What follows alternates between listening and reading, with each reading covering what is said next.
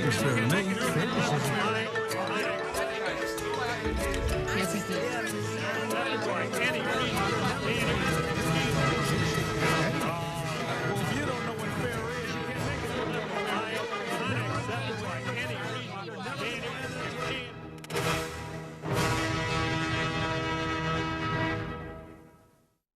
Donnybrook is made possible by the members of the 9 Network. Hey, thanks for joining us for another edition of Donnybrook. Good to have you. It's our first one since Alvin celebrated his birthday, so we'll find out how that went. And of course, we have a special guest for part 2. This week, she's Sergeant Heather Taylor from the Ethical Society of Police, and we think we'll find that to be a fascinating discussion. Let's meet our panelists for this version of the show, starting with the news director of the Big 550, KTRS, Wendy Wiese. He's Bill McClellan from the St. Louis Post-Dispatch. From the Riverfront Times and KTRS, Ray Hartmann. And the birthday boy from the St. Louis American, he is Alvin Reid. Alvin, was that birthday easily divisible by 10? Absolutely. When you're born in a 0 year, from the time you can add, you know exactly how old you're going to be in every 0 year. So they don't crush. They have never crushed me. I've been prepared since I was like 8. Belated birthday on my part. Sorry about that. Thank you so much. You're 80. You're 80. Don't feel like it after this show. Okay. I'm 70. I want to start with you, Ray Hartmann. Ray, you actually lived in the same apartment building, the Dorchester on Skinker, with the late, great Lou Brock, who we lost this past week. The Cardinal Hall of Famer was loved by so many people. Tell us a little something about the baseball burglar. Well, he was, I think, the only thing had nothing to do with me having the opportunity to see him occasionally. And I was like a little 12-year-old kid when I did. But he was somebody that was so beloved that he sort of made all the arguments on Facebook and Twitter stop for a minute when he passed away, because he was so loved by so many people, really universally in St. Louis. And he really will be remembered as one of the all-time greats. I agree. Go ahead, Alvin. I was just going to say, agreed. Liked in this community, always his teammates, everybody else. And I still look at Lou Brock, and when a guy comes up to bat to lead off in a game and they strike out or try to hit a home run and they don't steal bases, I always think, like, man, this is not the baseball I grew up with. This is not what Lou Brock wants to see baseball be. So already missed, and just a great guy and a great, great baseball player. Well, I had a chance. I'm sorry, Wendy, go ahead. What I thought was so telling was that there were so many people. I mean, a surprising number of people on social media who had pictures with them, with their children, with Lou Brock. And I thought that just sums him up. He was such an ambassador, not only a hero and a giant on the baseball field, but such an ambassador, a goodwill ambassador in this city, in this region. The Cubs fan is strangely silent. Bill McClellan, certainly you have a good word. Oh, of course I do. I mean, the Cubs should never have traded him. Ernie Broglio was a terrific pitcher and won a total of 7 games as a Cub over 3 years. But Lou Brock, I met him a couple of times, and he seemed to be a terrific guy. I will say that he did get a home run off of Denny McClain, leading off the World Series, Game 4 in 1968. And I talked to Denny McClain this week, and he said that the two of them used to do, signed card shows, memorabilia shows throughout the country the last 20 years. And Lou Brock always stayed longer than anybody else signing anything. And he gave away his signature like nobody else, and that really impressed Mr. McClain. Okay, we've got lots to talk about this week. Of course, our thoughts and prayers to Mrs. Brock and the entire Brock family and Cardinal Nation. So let's start off with sports again. The KU game is this weekend, and guess what? Alvin Reid is getting into his automobile tomorrow and driving to Kansas, which indicates to me, Alvin, that you have no problem with college football going on during this pandemic. I do not. And when the decision was made, I thought, well, if the NCAA would step forth and say, look, they're not going to be any games until at least second semester, I would have supported that. I support the Big Ten and the Pac-12 not deciding to play. there is no right or wrong answer. And so they're going to play. I won't be in the stadium because no one will be in the stadium. But this was my trip. I had it planned. I'm going to go hang out. Trust me, full mask, and I won't be at any wild college party. You know, not that I was in any other year, but I'm not mad. Okay. Okay. I'm not Ray mad. Hartmann, do you think the team should be playing, Ray? How about Mizzou? Should the Tigers be playing a football season? I don't think so. Well, first of all, I didn't realize KU had a football team. That kind of is, No, we went to the Very good Orange Bowl basketball in 2007, and another team did. So that we were very good playing it. basketball team. But no, I don't.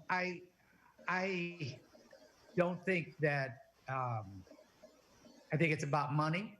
I think in the case of the SEC, it's about the president's rhetoric.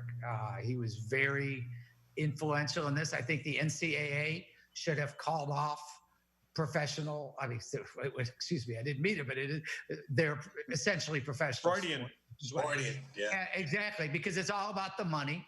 And really, of all the things that shouldn't be happening right now, when I hear, was it 14 kids at Mizzou in the program have came positive?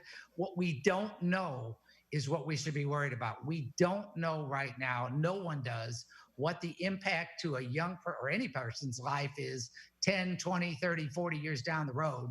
Even if you don't die or get, terribly sick today, we don't know enough about this. And I don't think we should be putting their health at risk. I think it's suitable that they play because, first of all, as a fan, I'll watch the games. And secondly, I mean, this pretense of scholar athletes and amateur sports, it's all a pretense. I mean, this, like Ray said, it's all about money. And for a lot of the kids playing these games, their whole future lies in being an athlete or at least getting enough name recognition that they can get a job selling cars or doing something. And if it were really, kids play, students who go out for the team and make the team, I'd say call it off. But this has really nothing to do with going to college, I don't think. So I think the game should go on. Well, but it's always been about money. The pandemic hasn't really changed that in one way or the other. I think that we are going to see some pretty immediate results because I can't think of anything that's more high contact than football. Hockey, they had the bubble. Football is not going to be in the bubble. Major League Baseball, not so high contact or intensely high contact a sport as football. A 28-year-old preschool teacher died today, 3 days after she was diagnosed with COVID. So young people are not out of the woods. And I think I'm with you, Ray. I would rather see them exercise caution than get into it right now. Well, I'll tell you what. I'll watch. I mean, I understand what Bill's saying in the sense of I'll watch it. I just think that the decision that some other conferences made, at least to push back the season a little bit, I think would have made more sense. Well, I'll tell you what. My son is on a college campus, and he is not allowed to go into a 10,000 square foot, well-ventilated chemistry lab.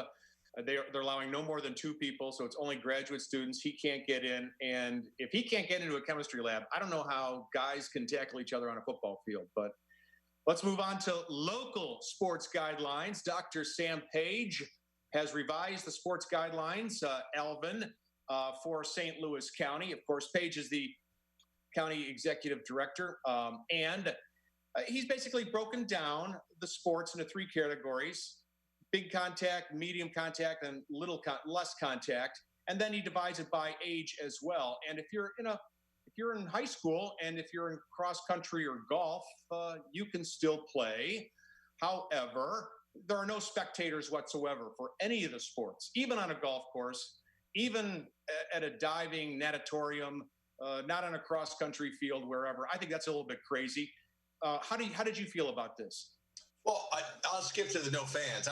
Look, if you're going to play, I think, all right, let's not bring a crowd. Let's not bring people, because even if they're not sitting in the stands and they're in the parking lot, they're all around each other. So I think that's a good idea. But what I didn't like was reading that release, I wonder where the original release came from, because it had every sport in there that we don't play here, maybe except for high alive. You know, like, wait, you didn't have time to doctor the doctored release that you had. So what, windsurfing and some other stuff was in there? Yeah, they had kayaking, windsurfing, riflery. Weren't you part of the windsurfing team at Kirkland? We just didn't have that. I'm sorry. I would have gone out, but I didn't. So come on, Dr. Page, St. Louis County, once again, what are you doing? And I'm not saying I disagree with the decision as far as it comes to football, but if that's the best you can do and people question whether or not that's the right decision, and they say, like, well, you didn't even take the time to write your own release, I can't defend that. We could start. Go ahead, Wendy. Go ahead. No, you Ray. go ahead. All right. Some of the same parents who would be screaming for the head of Dr. Sam Page would be the first ones to litigate if, God forbid, anything happened to their children. I agree. And this is a very fluid situation, and he is watching the numbers. He can't time travel. He doesn't know what's going, and I can't believe that I'm defending Sam Page, but I am. I think he's doing the best job he can under the circumstances. I think this is extremely complicated, and it doesn't make it any better to have parents practically kicking down the door of your house, in your residential area. And I feel for him. I feel for the kids. I feel for the parents. I just wish everybody could take a deep breath and realize people are doing the best they can. Wendy, I got to respectfully disagree a little bit. I can, let's say, go to Lambert and get on a plane and sit 2 seats away from somebody, but my kids can't play soccer. And, let's face it, the little kids, they are just not that affected. Now, I know that the rules are a lot looser for the little kids, but there is also a cost. There is a cost when the kids are not getting out. We're hearing, Bill, about more and more people being depressed, little kids reporting depression symptoms for the first time in their lives. Oh, plus, of course, an adult can go into a bar. I mean, you can walk into a bar and have a beer, and yet a child can't play soccer. I mean, it's all puzzling to me. I mean, there's, you can do this, but you can't do that, and strict here, but not strict there. Much of this doesn't make any sense to me. I'm I'm uncharacteristically in the middle, because I agree with Wendy. I'm not going to second guess Dr. Page, other than to point out that I don't think the fact that he has a medical background helps inform him any more or less than anybody else. But it's hard to second guess him. What I find myself agreeing with, or who I find myself agreeing with, a little are the Republicans on the county council, and perhaps I think maybe, I don't know, want to speak for Rita her days, but I feel like, because I don't know where she is on this particular one, but in general, we're doing too much of this top down, and it does have a kind of arbitrary feel. I would have liked to see more consensus built. And I feel really bad, for example, for a lot of these small businesses who look and say, look at you got all these regulations for us. What about Target? What about the big grocery store chains? Yeah, well, they don't play soccer. Charlie, real quick. We build up enough consensus. I'm just going to say that, okay, with the little kids reporting depression for the first time in their life, the majority of kids in America to this day don't ever play on an organized team of any sort, be they rural, be they urban. The urban kids in bad neighborhoods are more worried about getting harmed when they're outside of their house. So the whole, like, I'm sad because I can't play, youth football or soccer. I understand it, but I think the concern is more for who those kids are. I don't know, Alvin.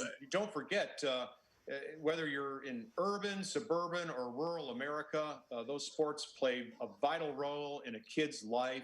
Maybe not all kids, because there are some kids who don't enjoy sports, but maybe that's why Al Watkins has represented, I believe, the son or the nephew of Paul Berry, candidate for county executive, because he's saying that his chances of getting a scholarship and getting noticed by colleges is diminished this year. It is not. Okay. I totally disagree with that. Just why you went there. I absolutely, totally disagree with that. If you're going to be a professional athlete, you're going to be a professional athlete. And if you're not, you're not. And like I said, all these wannabe parents and coaches and all that. Alvin, it's not just being a professional athlete. There are some kids who their best chance to go to college is through sports. And if you take away their senior season, I mean, it is a problem. It's not, Bill. I'm telling you. If I'm a star player when I'm a junior, I'm a star player if I don't play baseball, football, hockey, windsurfing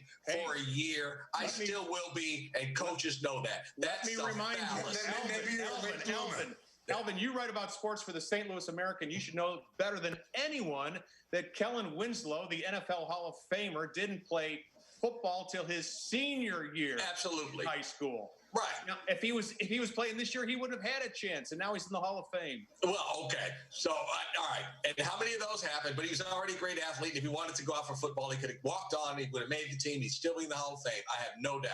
I think he would have gotten the scholarship to Mizzou. I want to say this, Charlie. I am never going to attack somebody for being too cautious in this environment. And so I'm not. I'm again with Wendy. I'm not second guessing Sam Page in particular, but I am second guessing the process. Okay, speaking of the process, broad consensus built. Right. Speaking of the process, were you surprised to find out, like many others this week, that $173 million federal dollars that the county executive is supposed to be doling out is no longer being supervised by Cindy Brinkley, the former Centene executive, and others, but the former state representative, Cora Faith Walker, announced this week in front of the county council that she's in charge of it, much to the surprise of members of the county council who gave up their oversight role earlier this year. Is that to me? Yeah. Oh, no, I'm not, of course not surprised. That's why I was screaming about it at the time. Again, I get kind of being on the Republican side and everything, but no, it was ridiculous. I mean, and there was it continues to be ridiculous. I mean, whatever you think of the county council, it's the legislative body of the county, and it should have at least some degree of oversight about that money. I can tell you what, if the county executive name was Stanger, we'd want it. And God knows. Well, as I recall, Ray, you were not blaming Lisa Clancy for this. You were blaming Sam Page. Am I correct on that? And it was Lisa Clancy who led the fight to give up all oversight. I mean, I did at the time. Yes, I think it was Sam Page that was making that decision, and there were too many people following him. And frankly, rid of her days, voted with him, and as publicly, in fact, on my show, actually said she regretted that vote. So, look, we all regret a lot of things, but we did it, and that's now passed. You did it, so you ride with that. And just to remind everybody, Steve Stinger was a crook. Okay, so whatever anybody else is doing, they don't rise to the level of crook. So I just don't like throwing his name in there whenever something comes up. That's making the point that we need accountability. And speaking of power in politics, Rex Singfield, he's either a multimillionaire or a billionaire. I guess it depends on how well the stock market did on any given day. But he has fired his political team, Wendy Wiese. Travis Brown, the owner of Pelopidas, is out. Mary Ellen Ponder, the former chief of staff for Mayor Slay, has been outed, and he hasn't had the best of success recently. His efforts to privatize the airport and merge the city and the county and even reduce and eliminate the earnings tax in the city have failed. But what do you think's going on? Well, I think that it's been a 13-year marriage, and I think that there have certainly been some mixed results. Someone clearly was able to make some headway with Rex Singfield in terms of the bang for your buck proposition, and the fact that they have spent a great deal of Mr. Singfield's money together. But it seems, at least if you look at the timeline, that once Pelopidas started getting heavy into the Medicaid expansion case here in the state of Missouri, then that was it seems that Mr. Singfield just wants to untie those the tie that binds. He doesn't want to be bound to Travis Brown. And whether this is Mr. Singfield taking a time out and with his wallet, or whether this is going to be somewhat, a protracted absence, has yet to be, we don't know how this is going to end. But it's not surprising when you talk about $44 million in money that should have been recouped, I'm sure, in Mr. Singfield's mind, through that second privatization effort that just went by the wayside. Well, I think Wendy is on the money, except I think that this was more than losing money. I don't think Rex cares about losing money as much as he kind of made Travis Brown as a go-to guy. And all of a sudden, Travis Brown is off on his own, like on the Medicaid expansion. And I think if you're going to work for Rex Sinfield, you got to think about what Rex Sinfield wants and not go off on a tangent. I think that just irked Mr. Sinfield. Well, and I think he did a bad job with the airport. And I forget the gentleman that was disguising his voice on the National Public Radio show, and Adolphus Pruitt and the Carpenters Union and all that. It just looks kind of slapstick. And so it's one thing to lose. It's another to lose and be embarrassed. And maybe he just got to the point where, like, this is embarrassing. But I don't know. I don't think any of these folks did anything without Rex's approval. I just feel like that way. So he has to take some responsibility himself. Well, sure. I don't know enough about the internal workings. I mean, Travis Brown was just a lobbyist before he got on the gravy train, or whatever you want to call it, with Rex, like a lot of other people did. And when you live the life of a lobbyist, that's just sort of one of the risks you take. And Rex Sinfield's a very complex character because he's done a lot of positive things with his money. And look at the world of chess, the Chess Hall of Fame here and stuff.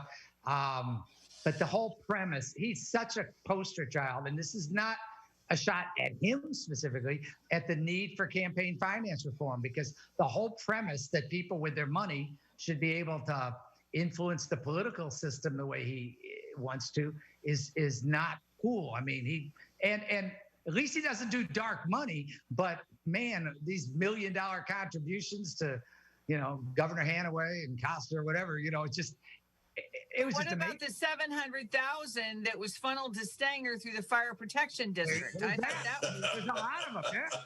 Hey, that's one of them too. I mean, there's so many of them, and he had an amazing losing record. Look at how much money the people have wasted on city earnings tax, having to have an election every 5 years, and depriving other cities which he managed to do, of the right to have an earnings tax, which makes no sense. I mean, I think he has a very mixed legacy. And when you look at his background as an orphan and stuff, he could have such a different legacy, because, I mean, there's really a lot of positive things about it. It's just, well, man. I just wish, Ray Hartmann, that you would be concerned about dark money when it's received by Wesley Bell or Kim Gardner. I don't like dark money when it's received by anybody. But I don't hear you complaining about it when other people receive it. Just saying. Bill McClellan, I want to talk to you about Josh Hawley, U.S. Senator from Missouri, who's upset with Disney because of its close buddy-buddy relationship with government leaders in China who've been oppressing the Uyghurs, the Muslim minority group there. And yet Disney, with this movie Mulan, shot it in China, and it also credits the Chinese government. At the end of the credits, it thanks them for their cooperation. And some people are saying, wow, an American business should not be embracing people who are engaged in torture and worse. What do you think? Well, American business has done that for years and years. And I mean, you can go all around the world. I mean, you can look at Saudi Arabia right now. We embraced them, and they killed that exile who was working for the Washington Post. I mean, we weren't upset about this until the Republican Party put out that memo that let's get the conversation away from the coronavirus and on to China. And suddenly, Eric Schmidt is suing China. Ann Wagner suddenly has a love of the Uyghur people. Josh Hawley has a love of the Uyghur people. I suspect that they've been being maltreated by the Chinese government for years and years. So I don't, ever since Josh Hawley ran and said that the reason he was running was he wanted to be Attorney General, where everybody else used it as a stepping stone, I haven't had much faith in anything Josh Hawley says. And if Josh Hawley came out and said, like, I want every product from China off every shelf in every Walmart in the United States of America, then I might, say like, okay, that took a little bit, but he's not going to say that. Disney is an easy target. If this is just ridiculous. If a Josh Hawley falls over in the woods, doesn't make a sound, I'm always going to come back to that, which is basically what Bill just said. I think that President Hawley is putting planks in his platform for a run for the White House. Right. And I think he knows that there is an awful lot of anti-China Sino sentiment out there, and he's taking advantage of it. And no Republican ever went broke politically going after Hollywood or the Disneys of the world. And I mean, to be fair to Josh Hawley, you remember when he stood up to the Muslim ban oh wait, he didn't. I mean, the point is he's so selective in his outrage. He speaks great talk about the plight of the people in Hong Kong, which I happen to agree with him about. But when the president of the United States did nothing and has done nothing because of his love for the Chinese dictator until recently, Josh Hawley didn't say boo about that. So rather cynical lot. He's the only cynicism is running rampant. I think that Hawley is going to be seen as being on the right side of history on this issue. And unfortunately, that's all the time we have for this episode. But don't go away, everybody, because just around the corner, we're going to talk to Sergeant Heather Taylor from the Ethical Society of Police. Should be mixing it up quite a bit in just a moment on the 9 Network. Donnybrook is made possible by the members of the 9 Network.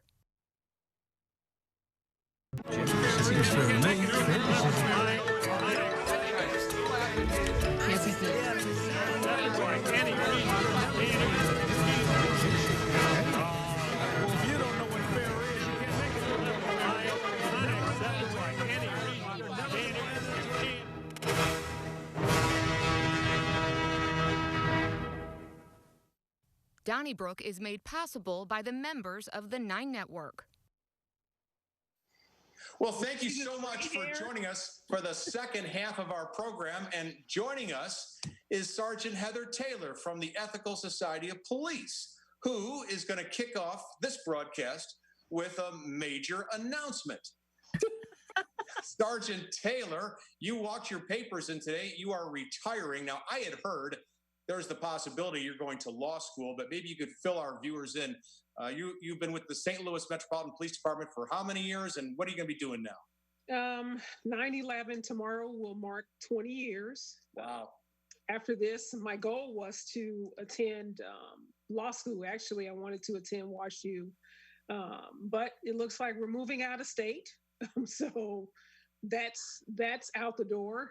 So I have to find a law school in the area in which we're moving, or some other type of program, so that I can continue what I like to do best, which is to help people. So we are breaking news here that not only are you retiring from the St. Louis Metropolitan Police Department, but you're moving out of the area and presumably leaving the Ethical Society of Police. Yes, so that's what's happening. My husband took a job out of state that requires him to leave. So, of course, being my husband, I have to follow him with that. So it's just a new time for us. It's kind of bittersweet, a little sad about it. But, it's time. It's time to move on and to do something different. So, just briefly, where are you moving to? Florida. Nice. Oh, boy. Yeah, that too. Yeah. Oh, well, thank you. We'll start the questions with Alvin Reid. All right. So you just finished your 20th year. Your job, even if I know you were with your organization, I guess, for many years, but police officer for 20 years, and your job or jobs changed very much since your 15th year in the police department. Can you tell us what it has been like to be a police officer in St. Louis Metropolitan Police District, or really any police officer? Mm-hmm. Over the last couple of years, things have dramatically changed.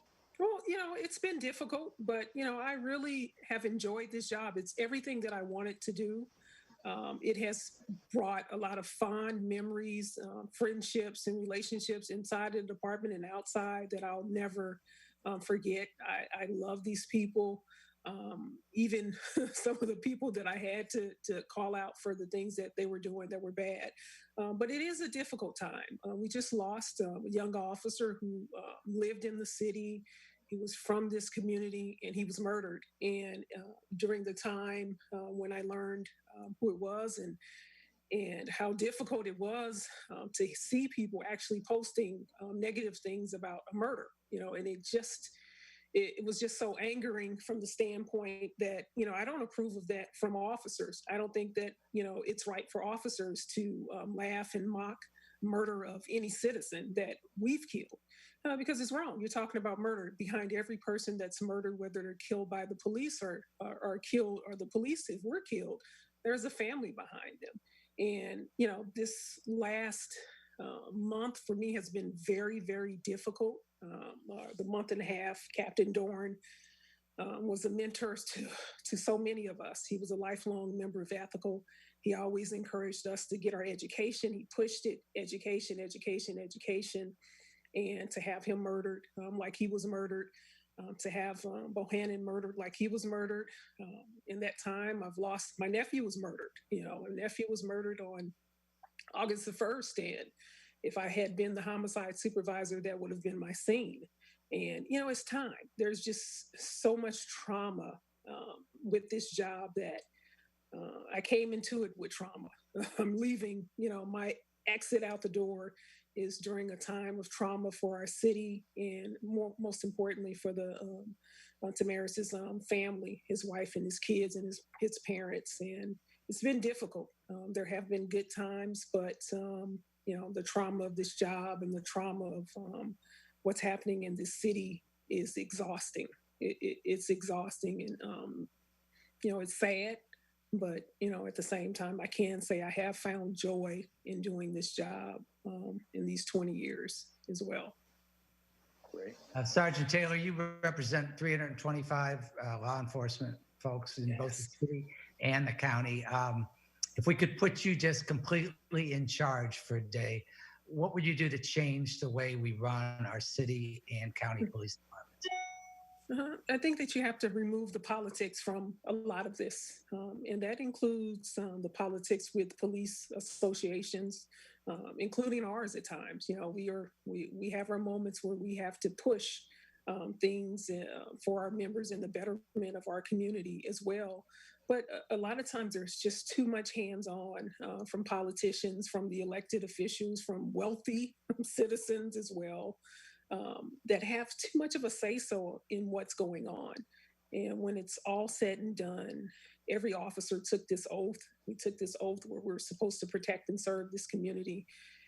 And we were supposed to abide by these rules and do things a certain way.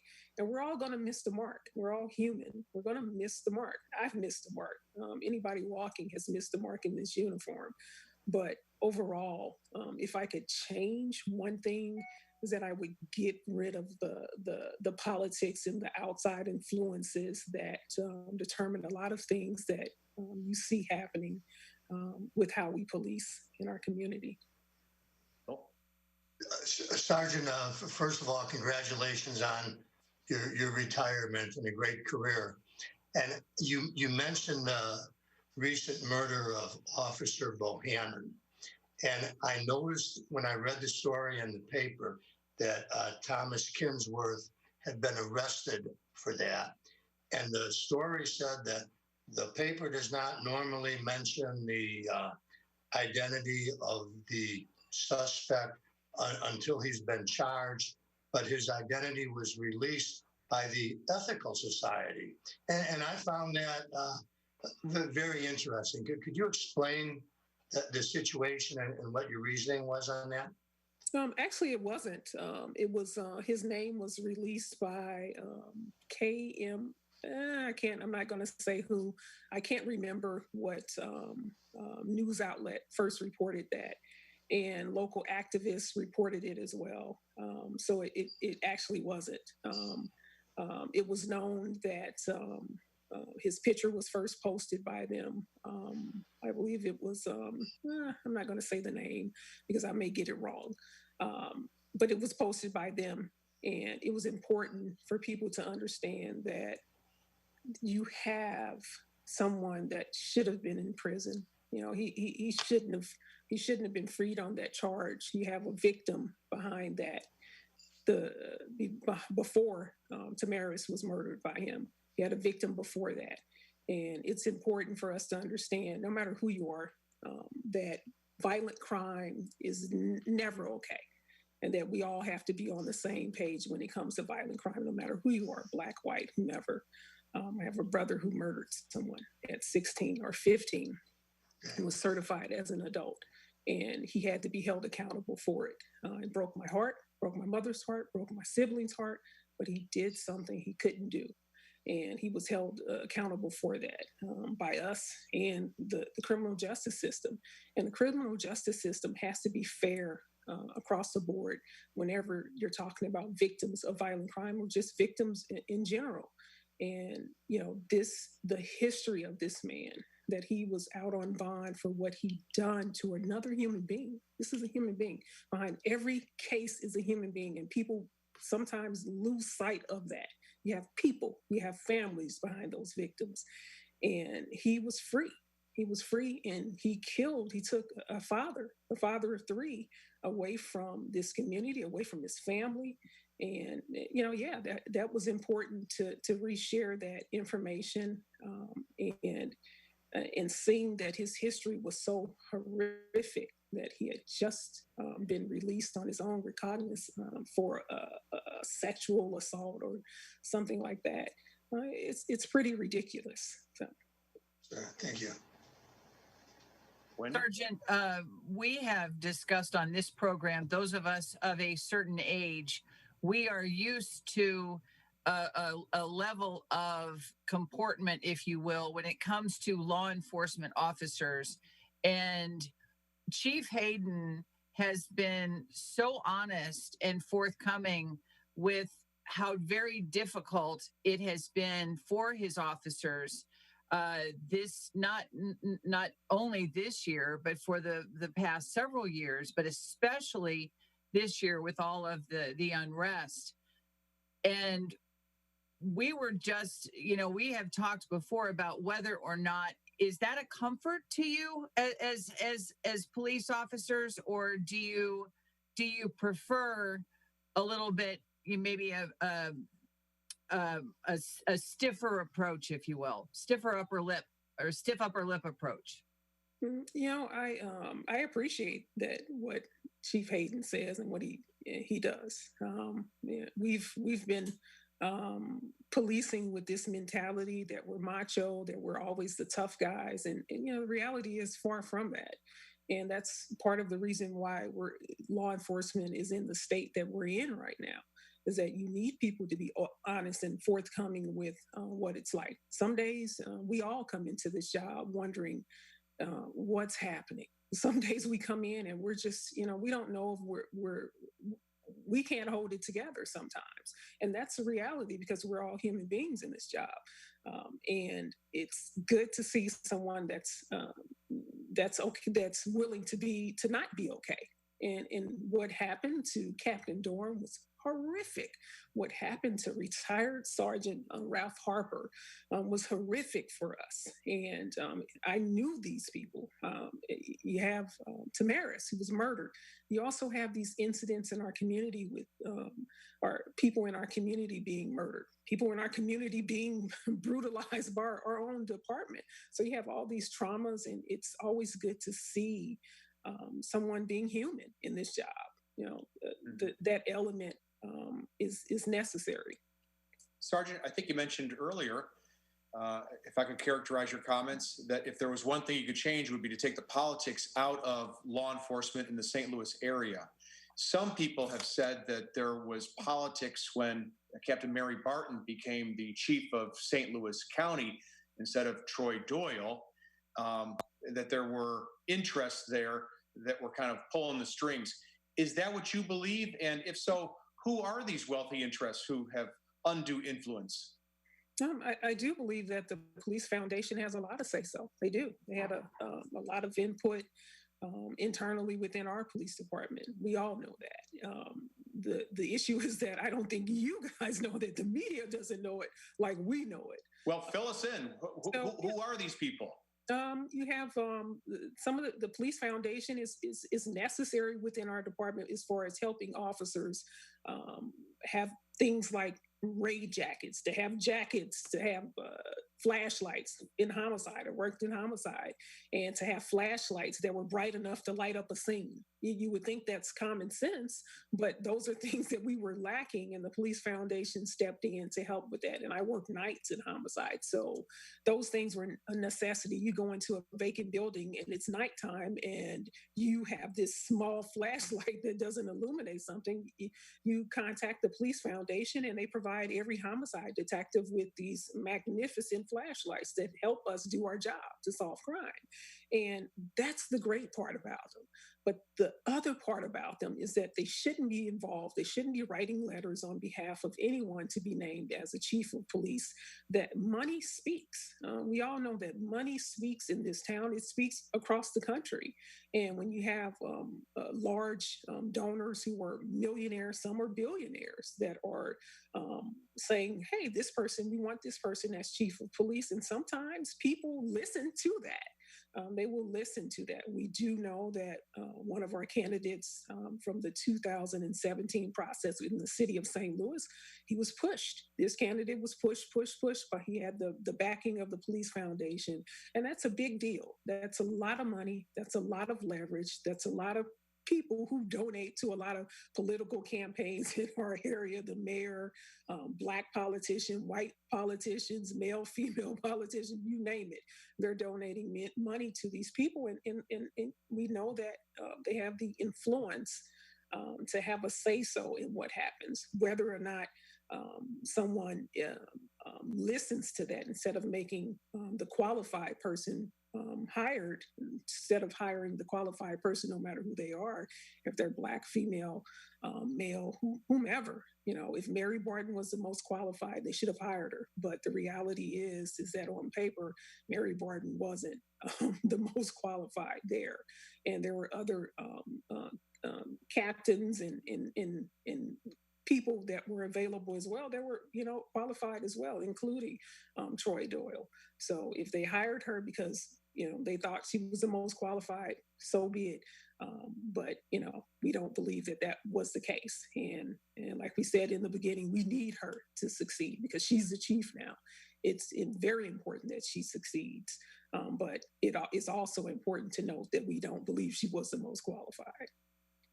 Sergeant Taylor, when did you decide to become a police officer? And then take us through how you went from the training at the academy to 20 years later, you're going to retire, and you've mentioned that you were in homicide. So just take us through those steps, if you could, for us.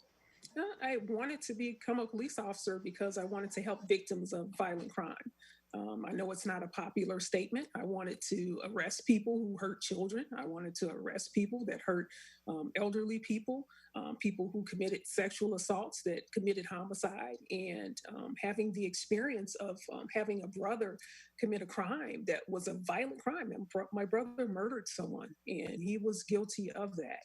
And it was very difficult, the pain behind it, the pain and the embarrassment for the family that he harmed.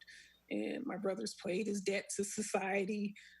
He's done well for himself, but that influenced me. I had a cousin, first cousin, who was a law enforcement officer. I always loved the job. I love what it stood for, but I also had encounters that weren't so great with law enforcement growing up. So, all those things were in my mind. I always knew I was either going to be in the Marine Corps or I was going to be a police officer once I left college. And I was lucky enough to be hired, came into the police academy, and I walked in the first day and one of my cousins was sitting right in front of me.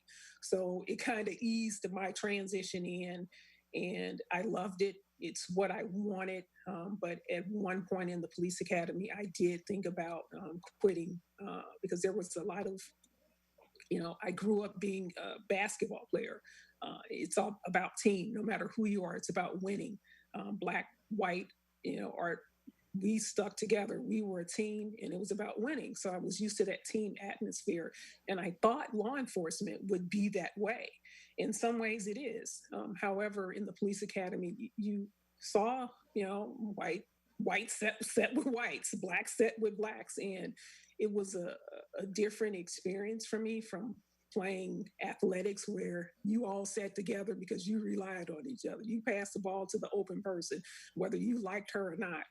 If that team atmosphere. So after kind of complaining about it, and in the academy, I got through the police academy. I went out on the street. I loved the job. Was fortunate enough to excel at it and to be placed in different divisions, even ultimately being assigned to homicide. I also had an aunt who was murdered in 1993 by a St. Louis City deputy marshal who, at the time I was in college, a freshman in college, and he received 3 years for her murder.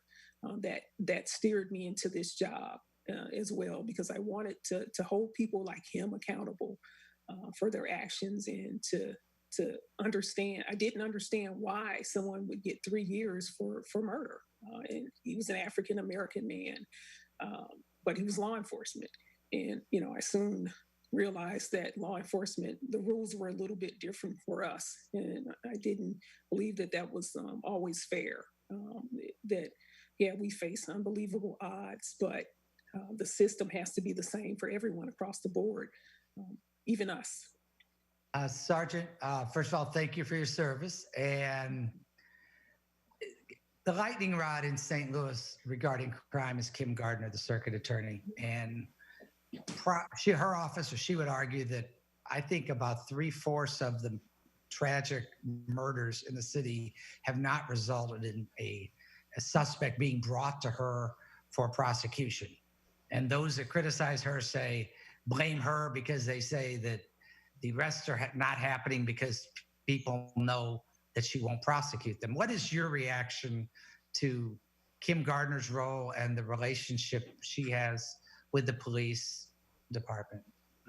So I see it from both ways, because I've had positive experiences with the circuit attorney's office, and there's been some not so positive experiences. I think it's fair for people to see both sides of that.